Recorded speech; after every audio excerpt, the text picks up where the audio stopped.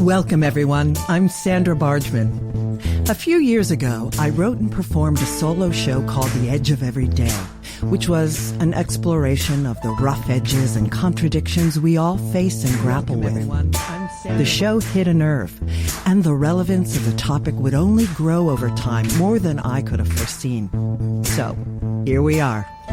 Real talk with real people, sharing stories and perspectives that spark provocative invitations to leap out of what's safe, on the edge of every day. Thanks for listening. Hello, everyone. We are live in the Hive. Thank you for joining me on this, the 44th episode of The Edge of Every Day here on talkradio.nyc. Can you believe it? 44, the powerful master number. And we've been exploring the edges of every day together for one full year. Happy anniversary to the Edge of Every Day. And happy Halloween, happy Samhain, happy Witches' New Year. So much to celebrate this evening. And thank you and happy anniversary to talkradio.nyc. Thank you to Sam Leibowitz, our fearless leader. Thank you to our tech wizard, Dylan, our intern, George, and the rest of the staff, and to the other hosts who have been a great source of support to me as I grow this podcast. And for those of you who have become loyal listeners, thank you. Thank you so, so much for spending time with me and my guests. The numbers are looking great and they're growing, and I couldn't do it without you. So please continue to share this podcast with friends and family, and take a moment to subscribe to my YouTube page, Sandra Bargman, on the Edge of Every Day. And if you're tuning in for the first time, welcome. Tonight we're doing things a little bit differently, only fitting for an anniversary and for Halloween, right? I usually highlight my guests completely, but tonight, to celebrate and recalibrate the show, I'll be sharing more about myself. So please ask questions in the chat and I'll do my best to answer them. And remember, I have a surprise guest coming up later in the show and you won't want to miss this, so stay with me. And of course, I urge you to check out my past episodes with my inspiring guests. You can find them on talkradio.nyc, on your favorite podcast platforms, and again, on my YouTube channel. That's Sandra Bargman, on the Edge of Every Day. For those of you who are here for the first time, this show is about pushing boundaries and exploring rough edges. Through conversations and shared stories with friends and colleagues, it's my hope that we can begin to understand our edges. And what I mean by edges is those places where we are fearful, those places where we are resistant to change, those places where paradoxes and contradictions live in our beliefs and understandings, both internally and collectively in the world around us. Listen, we live in edgy, tumultuous times, and people are complex. And the more we recognize our own edges and get real about them, the more we can help others to do the same. And that, I fully believe, can help to change the world. So thanks again for tuning in. And again, happy Halloween. I hope you all had fun dressing up over the weekend and trick-or-treating. Well, this year I saved my costuming for the actual day tonight. But last year, my husband and I and my dear friends, who I lovingly call my adopted children, a shout out to Elizabeth and Jordan, we dressed up as the Rose family from Schitt's Creek. And we were awesome, particularly my husband as Johnny. We rocked it. We had a blast. And tonight, I am wearing a gorgeous hat created for me and my big head by Anne Henry Mungmode. A shout out to you, Anne. Thank you again. You can find Anne and all of her glorious creations on Instagram at One Crafty Witch Crochet. Again, that's at One Crafty Witch Crochet, which of course will be in the show notes. So actually, for the most part, I dress like a witch every year. So what did Lucy say in It's a Great Pumpkin, Charlie Brown? A person should always choose a costume which is in direct contrast to her own personality. In my case, I would disagree. I'd say it's in direct alignment with my personality. All my life, Halloween has been a favorite holiday. I've always connected to the energy and the intention of Halloween, the connection with the other worlds. And the actor in me loved the costumes and role playing. And it wasn't until I was in my late 20s that I got curious about the true history of Halloween. And it wasn't until I went into Interfaith Seminary in 2005 that I really explored the spiritual tradition of Wicca and witchcraft. And I even attended holiday rituals with a New York City coven, which was a great, great exploration and learning. So what is Halloween? And more importantly, what is Halloween based upon? The ancient Celts, which of course is my lineage, believed that the year was divided into two parts, the lighter half in the summer and the darker half in the winter. And Halloween, or Samhain, was the division between these halves, the end of the harvest and the time when the veil between our world of the living and that of the other world was at its thinnest, when the spirits of the dead could most readily mingle with the living once again. Later, when the festival was co-opted by Christianity, it became All Hallows Eve, followed by All Saints' Day, and retained the elements of remembering and honoring the dead. Samhain, also known as Hallowmas, or the Witches' New Year, is always held on October 31st. Ancient Celts marked Samhain, the word meaning summer's end, as the most significant of the 4 quarterly fire festivals, taking place at the midpoint between the fall equinox and the winter solstice. So in honor of Halloween and Samhain in the Witches' New Year, and for my love of ritual, I offer this invocation. Green is extinguished in a blaze of yellow, red, orange, and brown. Thought loses its power, drawn to the earth where the Queen of Darkness, the Great Mother, reigns.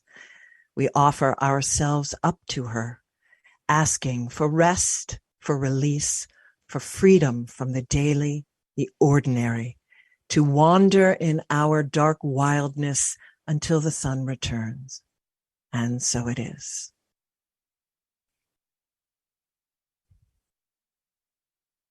So, happy 1-year anniversary to the Edge of Everyday podcast. When I created The Edge of Everyday as a solo show in 2013 and performed it in the cabaret rooms of New York City and the surrounding areas, I never would have thought it would have become a podcast. I didn't even know what a podcast was, let alone listen to any of them. And I never would have thought that The Edge of Everyday would become my spiritual leadership platform. So what does that even mean, that platform, spiritual leadership platform? I think most people who listen to this show understand that I'm a very spiritual person and highly curious about the mystery of life. But they can also see that my show is not a spiritual show per se. I just was interviewed by one of our interns that I mentioned earlier, George Ramirez. Shout out to you, George, about my show and its content. And I told him the people who listen to my show and the people who are guests on my show are a huge spectrum of seekers. Some would call themselves spiritual, and others would call themselves nature lovers or even non-believers. I want the conversations to be invitations to everyone of all understanding, spirit, God, goddess, optional. Conversations that push us out of our comfort zones and call us to our very real questions around the mystery of life. I am not what you would call precious about my spirituality. I want realness. And I'm very curious about the spiritual journey, however it's defined.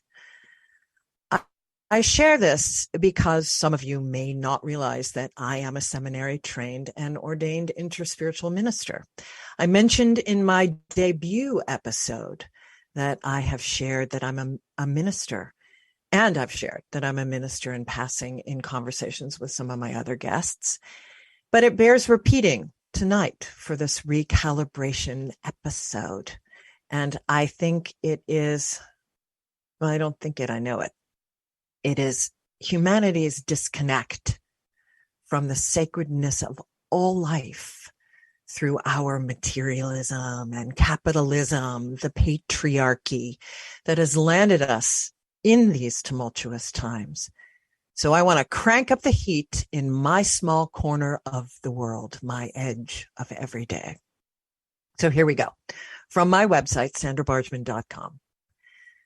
So why interfaith, interspirituality? I'm completely fascinated by the spiritual journey, the wonderment, the search, be it through religious traditions, mystical contemplation, earth-based wisdom, or a connection to nature. While my personality is drawn to some more than others, I find my quest to be outside of any organized religion. If asked about my tradition of choice, my reply is simple. I'm part human and part spirit. My tradition is curiosity. Interfaith is not a religion, rather a philosophy that espouses the understanding that there are many paths to universal truth. My friends and colleagues, wedding couples and clients span the spectrum of the many ways to explore the spiritual aspect of being human. From atheist to Zen monk and everything in between, what we share is the desire to serve humanity and to awaken to unity consciousness. And I would add the desire to explore the edge between being human and being spirit, the edge between life and death. And that's what Samhain, what Halloween is all about. So I resonate very deeply with all of the earth-based traditions, Druidism, Wicca, Native American wisdom, indigenous cultures, and shamanism. When I was in seminary, and for those who may be curious about that, that was the new seminary for interfaith studies, which is the first interfaith seminary in the U.S., which began in 1981. And I received my ordination from TNS at St. John the Divine in New York City and went on to have another 2-year seminary journey at One Spirit Interfaith Seminary, also in New York City, for spiritual counseling. But as I was saying, it was in seminary that I reconnected with the ancient roots of theater, where they were one and the same with the ancient spirituality roots, where the gods and the goddesses were bringing back wisdom from the other worlds and sharing that. And it was this connection that really sparked my idea for my production company, Sacred Stages, LLC. And in addition, for 4 years, I was the dean of first-year students at the new seminary, where I also taught ritual. And I brought this love of ritual into the structuring of the solo show, creating it as I lovingly call a cabaret ritual, part cabaret, the edge of every day. So my love of ritual is deep. At Samhain, in particular, we realize the knowledge that death is close, but also that our lives matter. That this present moment is always a portal, a circle of white flame that holds space for things wildly new and very old. All of our work is ancestor work, and in the great fertility tradition of witchcraft, we are the womb and the tomb, and we sit on the edge of life and death, calling new possibilities into the world. On the edge of life and death, calling new possibilities into the world, and so it is. And as some of you know, I am a contributing author to a book entitled On the Shoulders of Mighty Women by one of my dear friends, Leslie Michaels, whom I've had on this show. She was a guest on episode 30, which you can find on my YouTube channel, Sandra Bargman, On the Edge of Every Day. And I'd like to share a short reading from that chapter, which is called Anger and the Reluctant Leader, that speaks to my long and deep understanding of ritual and my connection to nature.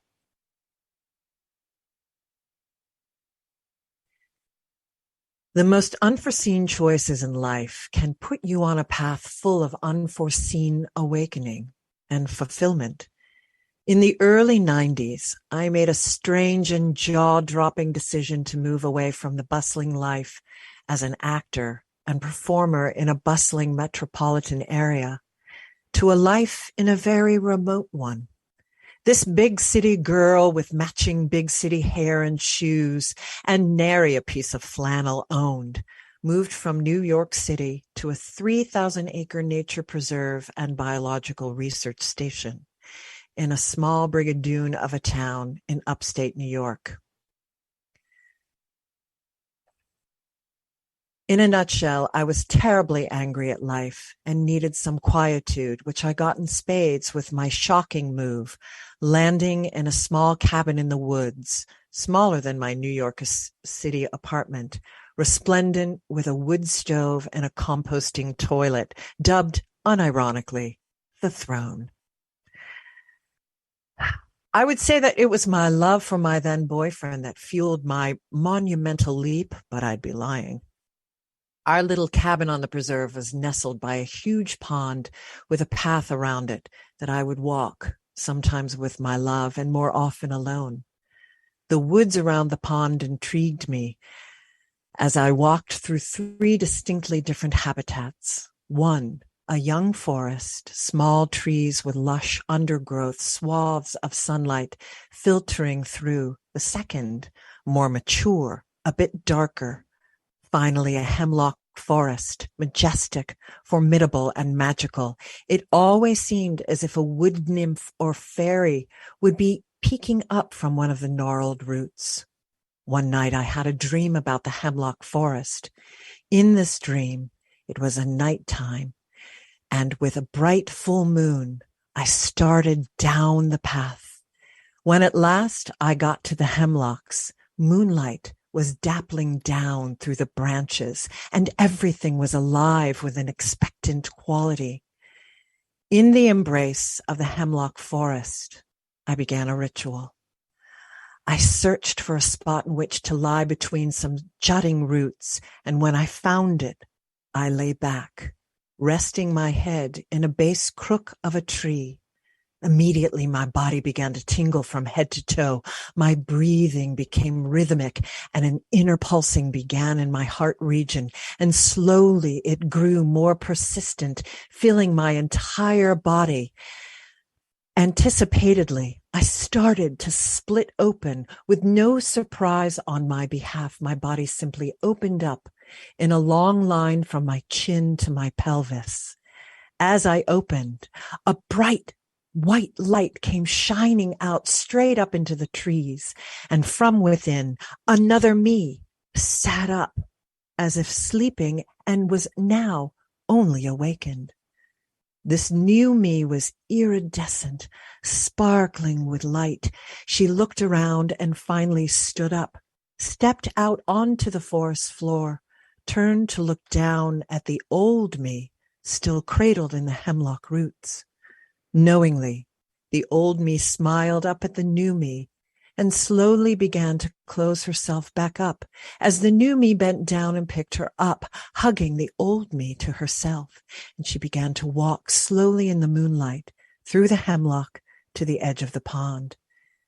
As this new me walked, the old me she was carrying began to crumble and dissolve to dust, floating out across the sparkling moonlit water. It was with Mother Nature that I began to let go and to howl with some real power. And for the first time in my life, I could begin to face my anger and my rebellion. So why was I so angry? About what and with whom? Why are any women in this world angry? There's a mouthful. A mouthful for women around the globe and a mouthful for witches. And with that question, it's time for us to take a break. So you are listening to The Edge of Every Day on talkradio.nyc. You can hear us on your podcast platform of choice.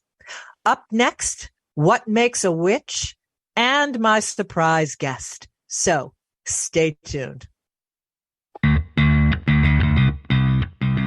Are you a business owner? Do you want to be a business owner? Do you work with business owners? Hi, I'm Stephen Fry, your small and medium-sized business or SMB guy, and I'm the host of the new show, Always Friday. While I love to have fun on my show, we take those Friday feelings of freedom and clarity to discuss popular topics on the minds of SMBs today.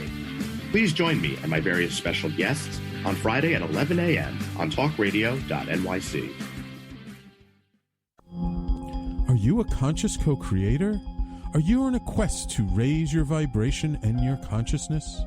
I'm Sam Leibowitz, your conscious consultant, and on my show, The Conscious Consultant Hour, Awakening Humanity, we will touch upon all these topics and more.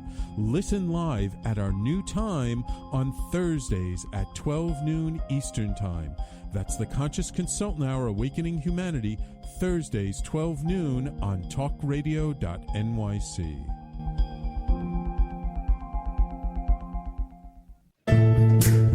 Are you on edge? Hey, we live in challenging, edgy times, so let's lean in.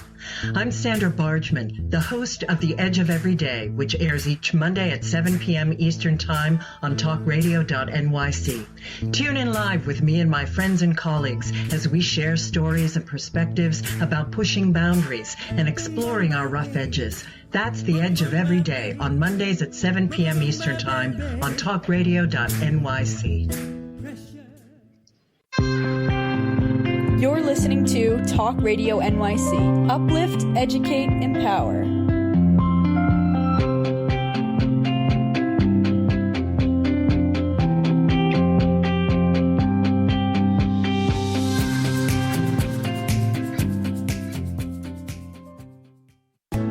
Chipping around, kick my brain to the ground. These are the days it never rained, but it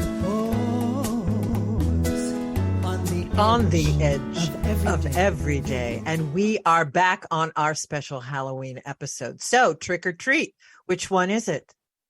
Well, here on the edge of every day, it's both, of course. So who is your favorite witch? Well, I can tell you that my first favorite was Samantha on Bewitched. Actually, it really wasn't Samantha. It was her mother, Endora.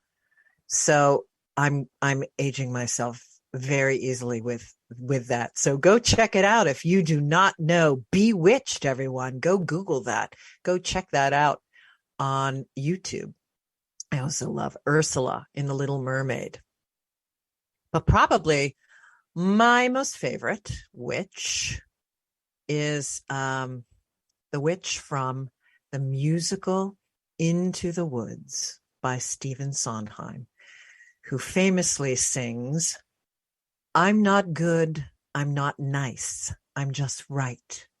I'm the witch." Ooh, people pleasing that women are conditioned to cultivate. Oh, I mentioned that in my chapter, that people pleasing as a tactic, but wow, And that witch, she just cuts through it. I'm not good. I'm not nice. I'm just right. I'm the witch. That line succinctly sums up the myth or the archetype of the witch as the angry, vengeful, righteous, lonely, banished hag, old hag. All of the powerful, emotional, passionate, intuitive traits of the feminine have been relegated to the shadow, to darkness, have gone underground in this mythos, this archetype. But the great feminine goddesses throughout time were complex, with qualities that were both light and dark. The life-giving, creative, nurturing qualities, as well as the qualities of anger and destruction, independence, sensuousness, and sensuality. Sound familiar? Still, after wave of feminists uprising for equality, equity, and inclusion, and still in 2022, women must and are challenging the status quo of the patriarchy to reclaim their complete femininehood and to maintain their equity. Women around the world are angry, and like the witch, very rightly so. And they are channeling this anger to awaken others, to protest, to claim their own voice and power, to redefine female leadership, to care for Mother Earth. Women's wisdom, sensuality, spiritual strength, and connection to the earth has long been feared by the patriarchy and the church, which of course are one and the same. With that understanding, you can begin to see the connection of the patriarchy and the massive climate crises that we are facing. A friend of mine, Joan Kane, who is a wonderful director and actor, and who directed me in a fantastic show about a witch, Sycorax, based on the witch from The Tempest. And I had Joan on my show on episode 4. Well, Joan recently gifted me a book called Bee Time, Lessons from the Hive by Mark L. Winston. And I used it in my research for my conversation with Rebecca Louie, the executive director of the Bee Conservancy in New York City. And that was episode 40. And in the book, I discovered the work of Nakaya Seeds, sacred beekeeper. And through her, I discovered the Numinous podcast hosted by Carmen Spagnola. According to Carmen, there are 2 attributes that make a witch, and those are animism and activism. So what is animism? It is the belief in the ensoulment of the world, that everything has a soul, or an oversoul, if you will. Trees, rocks, the water, insects, everything. All are connected and all are in relationship, and there is no hierarchy of importance or dominion over any other being. I would also call this a deep understanding of planetary ecosystems, as well as unity consciousness. And activism, the protection of the oppressed, an uprising against the privatization of the common resources that should be available to all beings. The protection of the oppressed, the protection of common spaces, the protection of ways of being, the protection of agency over one's own body. When I was on that biological research station, I was to come upon a book that became one of my most treasured books, Women Who Run with the Wolves by Clarissa Pinkola Estes. And it became truly a Bible for me, and I'm sure many other women. And in it, she writes, within every woman, there is a wild and natural creature, a powerful force filled with good instincts, passionate creativity, and ageless knowing. Her name is Wild Woman, but she is an endangered species. The wild woman would defy the rules, traditions, and standards of patriarchal society, as above all, she is moved by a longing for freedom, not only for herself, but of humanity. In her quest for love, she puts herself through the most unlikely situations to expose truth to the world. She is here to teach us all a lesson of light, love, and freedom, the one true nature of the soul. Due to her choices, she will suffer profoundly, but she will always continue in her adventure in a fascinating quest for love, truth, and freedom. The wild woman is the witch. She is the one that owns both her light and her shadow. She is whole and unafraid of her completeness. And this is what I mean by the edge of every day, the willingness to be real about our complexities and to celebrate our light and to have the courage to seek the wisdom and the power of our shadows. The German word for witch is Hex, which means fence. And the word for the word hag also means fence. Witches ride the fence. They are fence riders as they push the boundaries, push the borders, balance the edges between the human and the divine, the human and the underground, the edges between the real and the other world. The witch is the veil. And with that, it's time for a break. Remember, all of our past episodes can be found on my YouTube channel, Sandra Bargman, On the Edge of Every Day. So please subscribe. And when we come back, it will be time to meet my surprise guest. So stay tuned. Are you passionate about the conversation around racism? Hi, I'm Reverend Dr. TLC, host of the Dismantle Racism Show, which airs every Thursday at 11 a.m. Eastern on talkradio.nyc. Join me and my amazing guests as we discuss ways to uncover, dismantle, and eradicate racism. That's Thursdays at 11 o'clock a.m. on talkradio.nyc. Are you a small business trying to navigate the COVID-19 related employment laws? Hello, I'm Eric Sauver, employment law, business law attorney, and host of the new radio show, Employment Law Today. On my show, we'll have guests to discuss the common employment law challenges business owners are facing during these trying times. Tune in on Tuesday evenings from 5 p.m. to 6 p.m. Eastern Time on talkradio.nyc.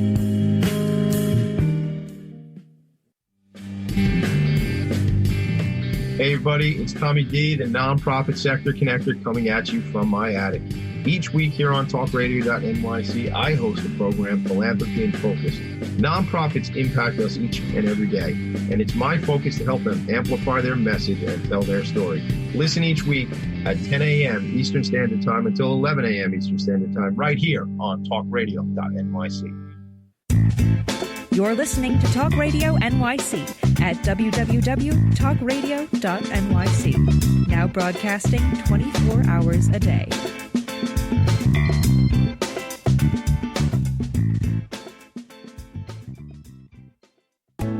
Chipping around, kick my brain to the ground. These are the days it never rained, but it pours on the edge of every day.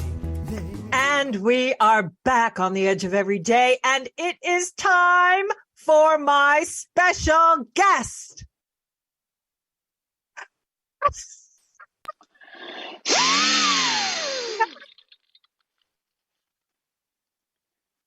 Oh, that woman! There's an entrance. My costume's falling apart because it's held together with hot glue. Oh my God. Oh my God. Lips, hot lips, hot lips. Yeah, baby. Oh my goodness. I got dog tags and everything. Oh my. You are the hottest hot lips ever. Well, I could just go before we dive in. I just want to do some bragging on you. I got to read your incredible CV and brag on my woman. Okay. Here it comes. Grammy Award winning vocalist Leslie Ellis performs live across the USA and Europe with hit songwriter Casey Kelly in the new duo Kelly and Ellis. Through her career, Leslie has sung with many artists, including Celine Dion on My Heart Will Go On from the movie Titanic, for which Leslie won the Grammy, and Thomas Dolby on his latest album, 40, featured on Hyperactive. She sang the original soundtrack song 6 Times Around the Sun for the CBS miniseries Perfect Murder, Perfect Town, and she's done countless TV, radio jingles, and song demos for Sony Music. In 2007, her self-penned Flyer song was adopted by the U.S. Navy and made into a video as a tribute to the troops and their families. Early in 2009, she re-recorded the song with production by Ron Oates, shot additional video, and this has culminated in an even more magnificent presentation of the song and the video. She's also written songs, dozens of which have been cut by artists, including the Bellamy Brothers and New York City-based recording artist David Ippolito.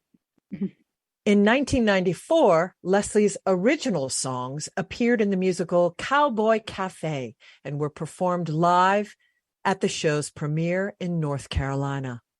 As an actress, Leslie has appeared on television and the Broadway stage, Cats, La Cage aux Folles, and City of Angels, among others, and in the films The New True Charlie Wu, Happy New Year, Mr. Cates, and the feature film Unconditional.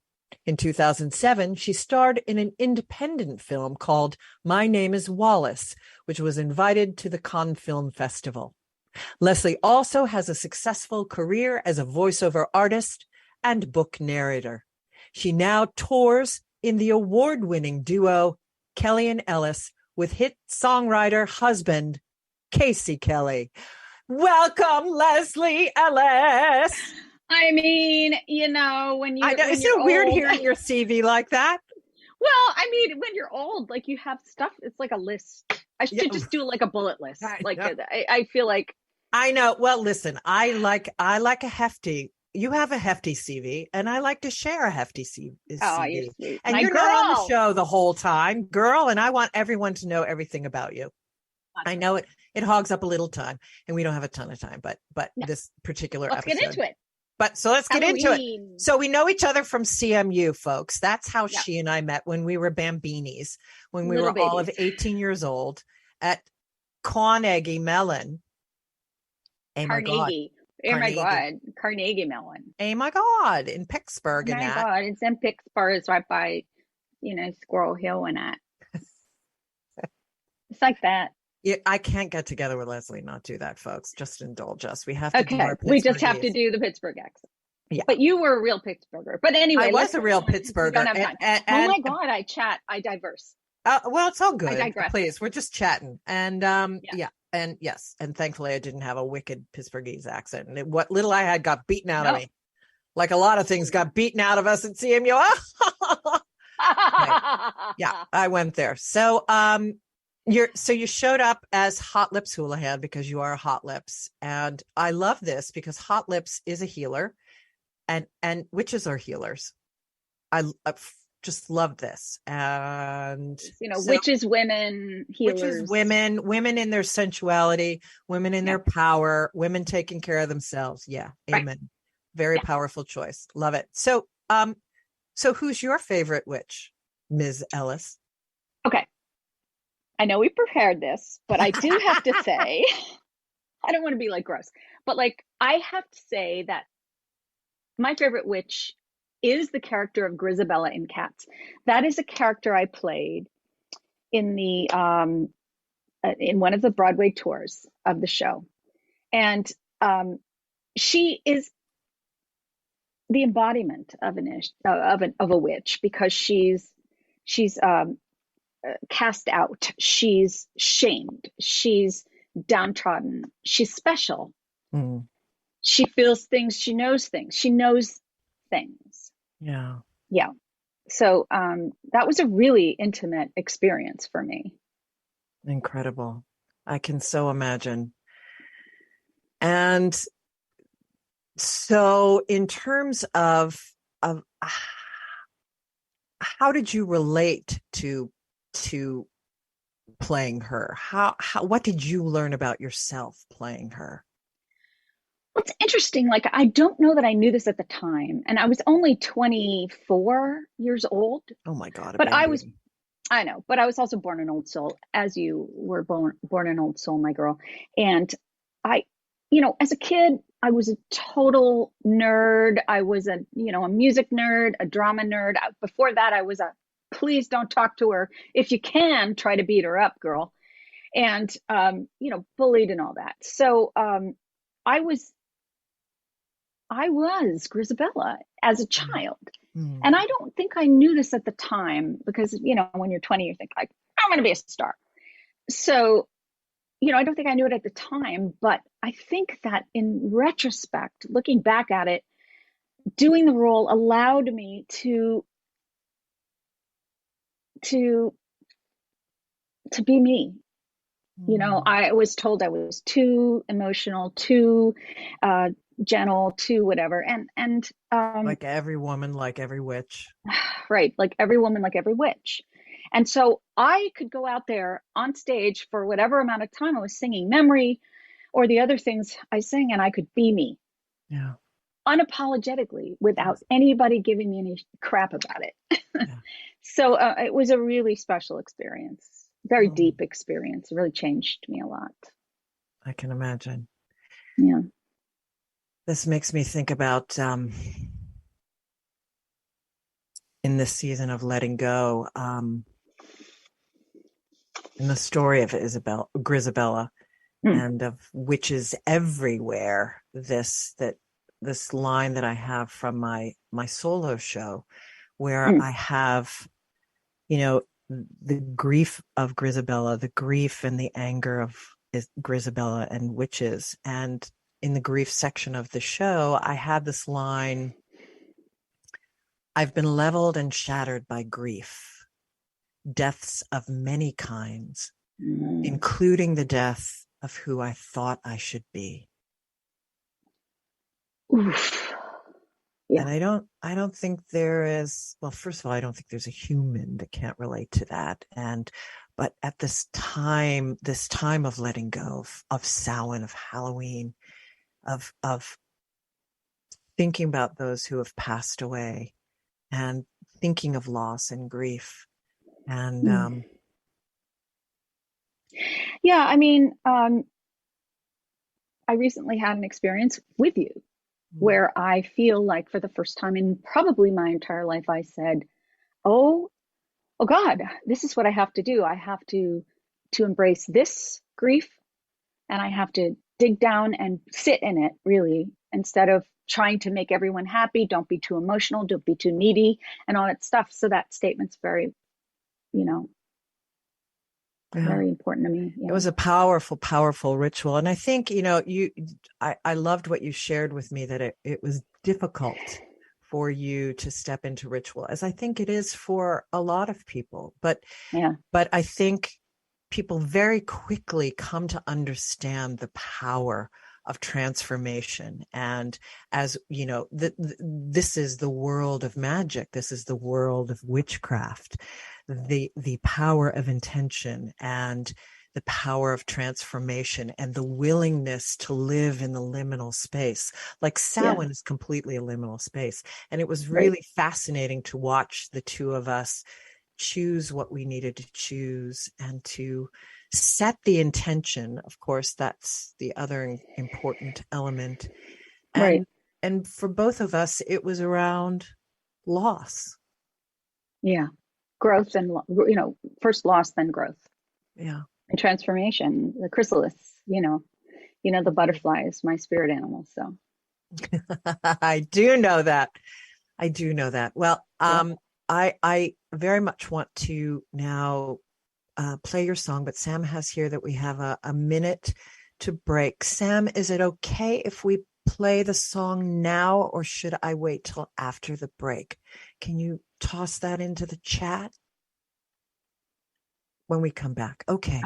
So we're going to take a lovely break. I am here with the luscious Leslie Ellis, one of my dearest soul sisters of life. When we come back, we are going to hear the song that she has composed, sung, produced, and we played this together.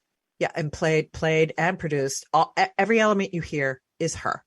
And we played this at the end of our ritual, and I can't even begin to tell you how healing it was. So stay with us when we come back with Leslie Ellis on the edge of every day. Stay tuned. Hey everybody, it's Tommy D, the nonprofit sector connector, coming at you from my attic. Each week here on talkradio.nyc, I host the program Philanthropy in Focus. Nonprofits impact us each and every day, and it's my focus to help them amplify their message and tell their story. Listen each week at 10 a.m. Eastern Standard Time until 11 a.m. Eastern Standard Time, right here on talkradio.nyc. In a post-COVID world, you may have many unanswered questions regarding your health. Are you looking to live a healthier lifestyle? Do you have a desire to learn more about mental health and enhance your quality of life? Or do you just want to participate in self-understanding and awareness? I'm Frank R. Harrison, host of Frank About Health, and each Thursday, I will tackle these questions and work to enlighten you. Tune in every Thursday at 5 p.m. on talkradio.nyc, and I will be frank about health to advocate for all of us.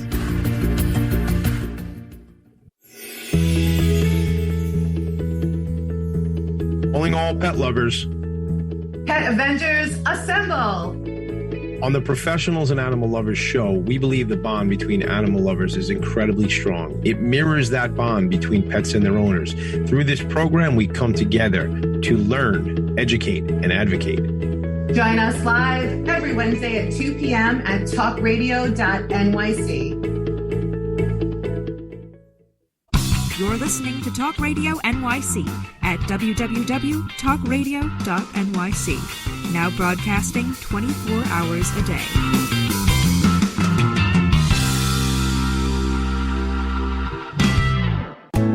Chipping around, kick my brain to the ground. These are the days it never rained, but it pours on the edge of every day. And we are back with my soul sister, the gorgeous and talented Leslie Ellis. Girl. So, without further ado, I'm going to dive in and let's. I'm doing a lot of things here, so fingers crossed. Here we go. We're going to screen share and share this incredible song. Remember, Leslie has done every single thing you hear. Here we go.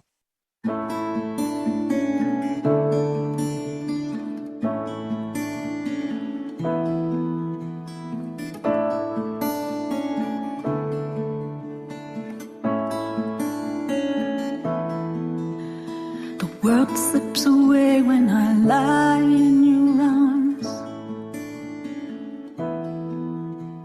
There's nothing that's hard and there's nothing that's wrong. So many things try to break it all down. Hold me forever until they're all gone. So long to find you, my love. I'm not ready to say goodbye. I'm holding on with all I have. Don't let go of my hand, don't let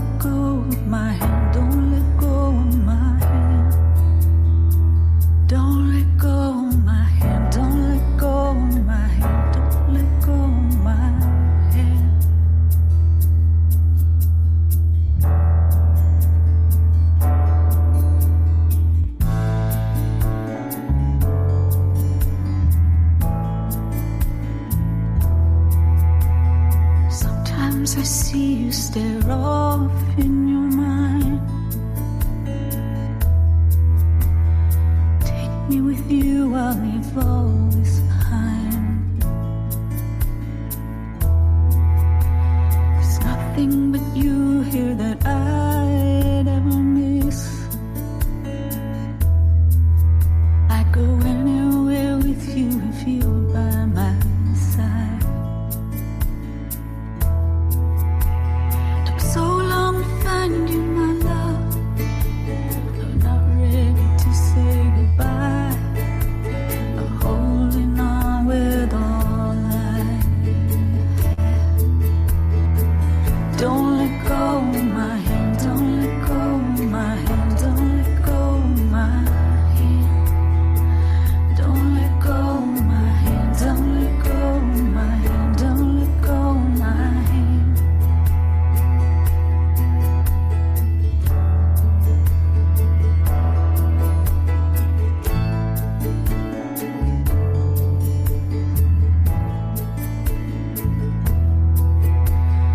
We've loved each other so well.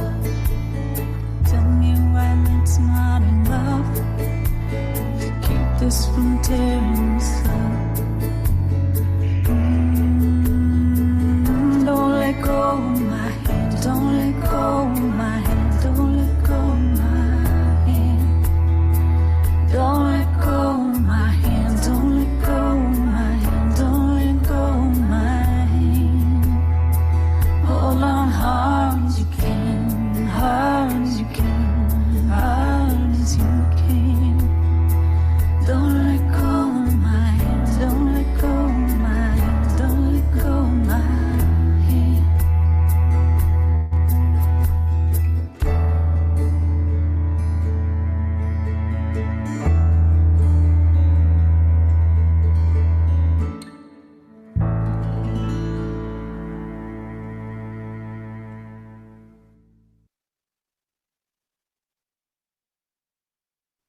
Oh, Les.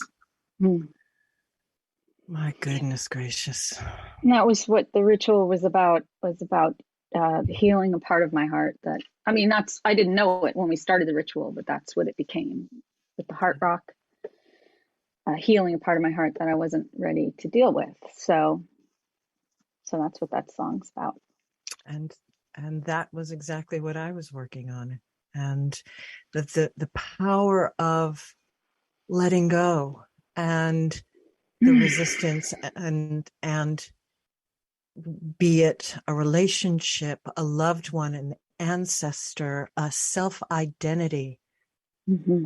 That's the season we are in. And the power of ritual to be able to stay present with that. It was very moving. And I'm so grateful I got to do it with you. I'm so grateful you're in my life. Well, in a bigger way, yeah. Duh. What? Oh, my goodness. All right. So let's talk about you a little bit. I want to know why you wanted to start this podcast in the first place, Sam, because this is a lot of work. You're like 1 billion hours a week. Talk. This is a ton. Yeah, it's a ton of work. It's a ton of work. And I wanted to do this podcast because it was COVID and I didn't have anything else. And all of my work had gone poof. And I was booked to do a show. I was booked to do a bunch of weddings. I had some cabaret stuff. It gone, as was the case with everyone. But I, and I had to wallow around and roll in the mud and be very sad and angry and all of those things that I love to do. I am rather attached to my anger. I kind of love my anger. I can roll with it though. Yeah, I can roll with it. I'm sorry, bitch. It's important. Yeah, I can roll with it. Oh my God, 3 minutes to end. Oh gosh. So anyway, real quick, it was because I needed an outlet. Yeah. And, you were one of the people that I talked to. I said, I'm thinking about doing this podcast, but I think we need another podcaster, like we need needles stuck in our eyes. But of course, that was the way that I was hiding. Yeah. I was hiding. And if COVID instrumental for everyone around the world to hear the call to step more fully into sharing themselves, sharing their voice. And if there's a time at these crossroads that we are in here on planet Earth, I heard it and I wanted to share my voice in a bigger way. And so I stepped into this and just, it was a bit like spaghetti on the wall. I found out I loved it. And here we are. Amazing at it.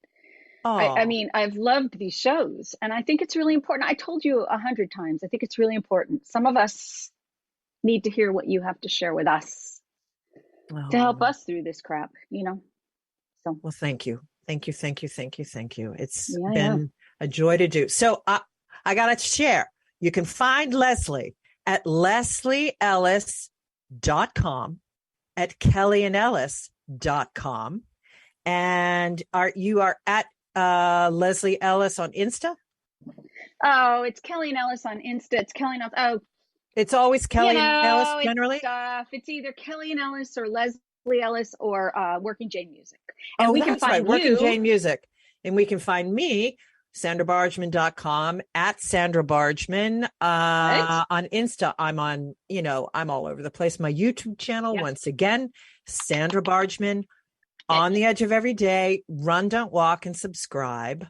Real quick, we've gone through a lot of resources on the shoulders of mighty women, Be-Time Lessons from the Hive, the Luminous podcast, and stay tuned. I have Amanda Yates Garcia on, who wrote Memoir of a Witch on November 28th.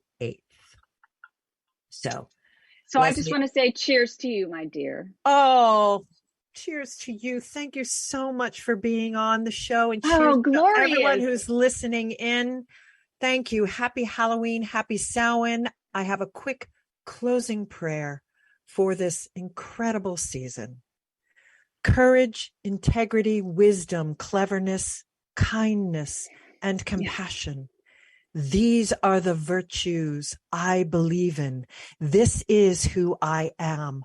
My mother and her mother, my grandmothers and their grandmothers, Ruth Bader Ginsburg, Sojourner Truth, Susan B. Anthony, Eleanor Roosevelt. These are ancestors among many I admire. These are the powerful voices I hear. I am blessed by their knowledge and their example. I am inspired by their action. Today, I will cry, forgive, listen, learn, let go, and let my tears water the seeds of my future. Within my own gifts, I will do as the ancestors did. I will take part in the grand history of humanity. I will come alive, and with that aliveness, I will be a hero in my way, on my own edge of every day, to honor their memory. And so it is. Thanks, cheers, everyone. My girl. Thanks, my woman. I will see you all next week. Woman! Yeah. This is our last dance. This is our last dance. This is ourselves under pressure. Under pressure. Under pressure. You're listening to Talk Radio NYC. Uplift, educate, empower.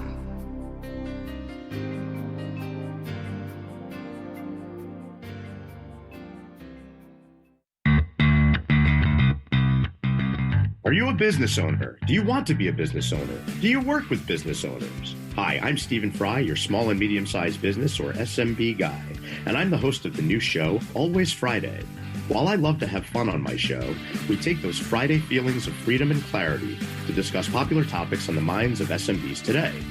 Please join me and my various special guests on Friday at 11 a.m. on talkradio.nyc. Are you on edge? Hey, we live in challenging, edgy times, so let's lean in. I'm Sandra Bargman, the host of The Edge of Every Day, which airs each Monday at 7 p.m. Eastern Time on talkradio.nyc. Tune in live with me and my friends and colleagues as we share stories and perspectives about pushing boundaries and exploring our rough edges. That's The Edge of Every Day on Mondays at 7 p.m. Eastern Time on talkradio.nyc.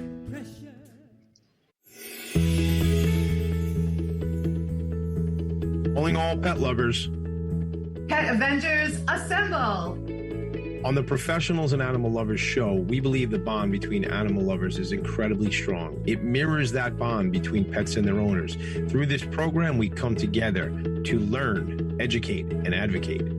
Join us live every Wednesday at 2 p.m. at talkradio.nyc. In a post-COVID world, you may have many unanswered questions regarding your health.